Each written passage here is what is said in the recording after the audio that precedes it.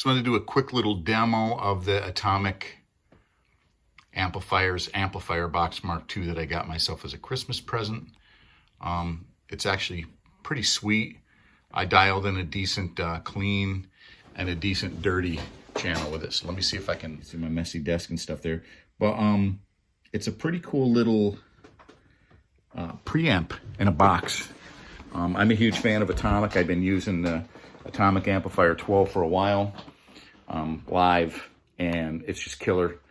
My buddy Rob Balducci helped me dial in some good tones initially, although I found out after the fact that what I had was pretty close to what I had after he helped me out. But anyway, so this is a clean channel. I'm using this based on like a Fender Deluxe.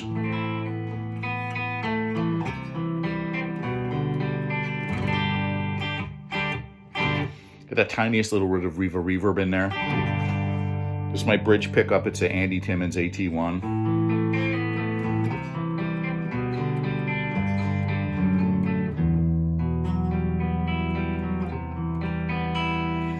The one thing that this thing is missing that the normal amplifier series has is it doesn't have the chorus and the flange and stuff, but if you're just looking for like a cool little amp modeler, this thing is pretty sweet. I'm going to do a more better in-depth, better quality video for this down the road that maybe I'll share with Atomic. Here's my neck pickup. It's a PAF Joe.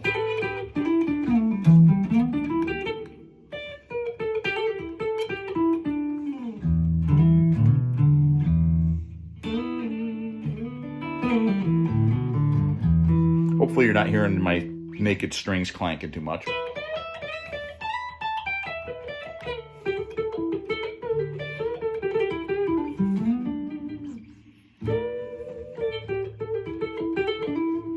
My bridge again. Kind of a combination.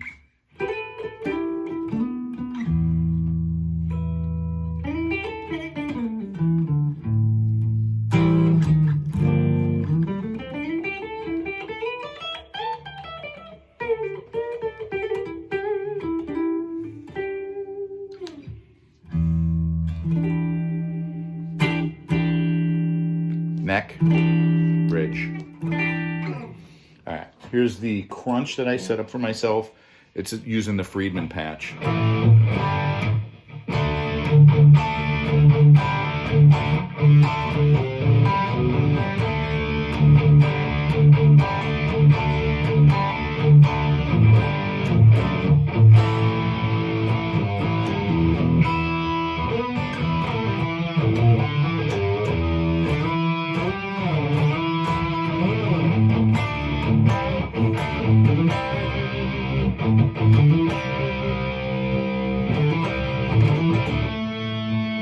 Saxon.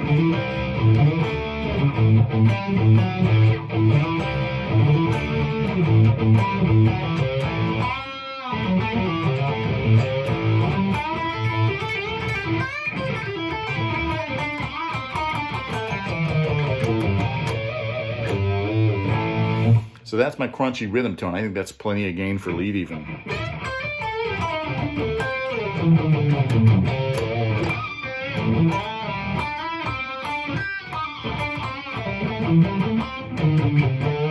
Fat, chunky.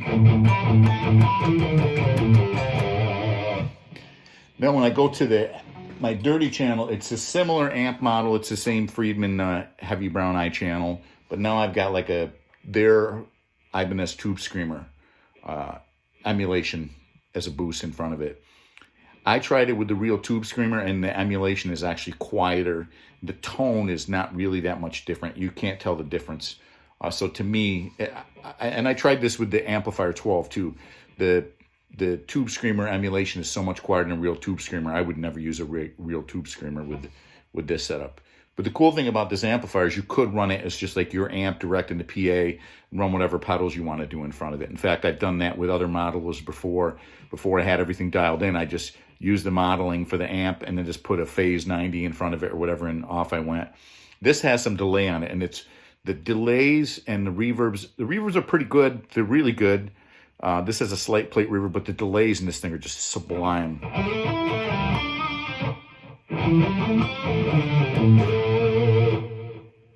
It's just so nice. And there's a knob I can adjust where I can just set the level on it, you know, a little bit lower if I want it to be a little less pronounced.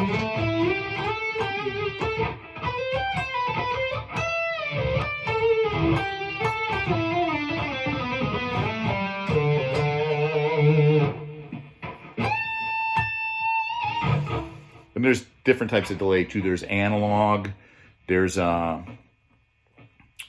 soft digital, which is really cool sounding, regular digital, there's a tape delay.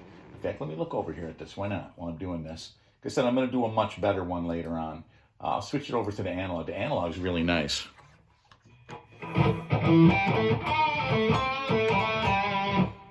Make it a little less subtle here so we can hear it again.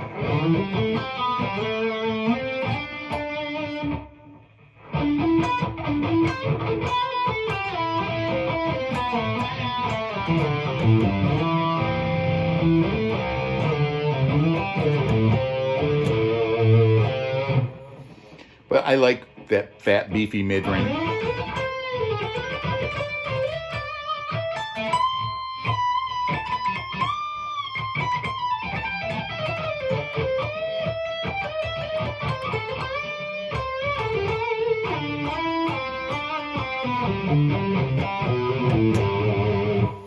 And since I didn't save it, like if I wanted to, I can just click to another channel and come back and I'll have the original patch I had. I'm still kind of dialing it in. I think that most of these units, the stock sounds are not that great. I had to use a different speaker IR to get the tone that I really wanted to get out of this. Thanks again to my buddy Rob Balducci for recommending that to me back when I first got my first Atomic amplifier unit. But this is just great.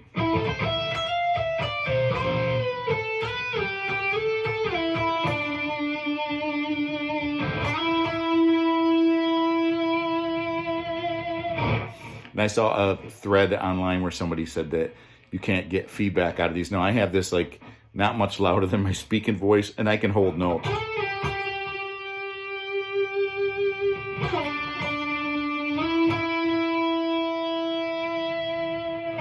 If I turn it up a little bit more, I'd be able to sustain for days.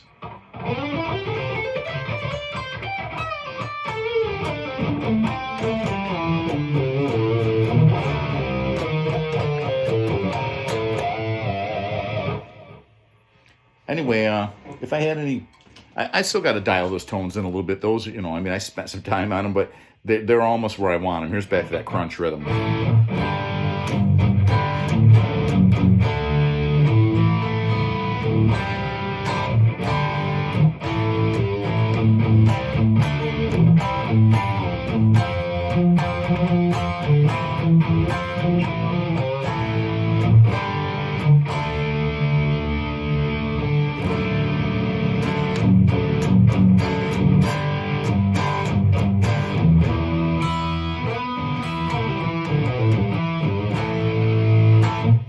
I think it sounds great.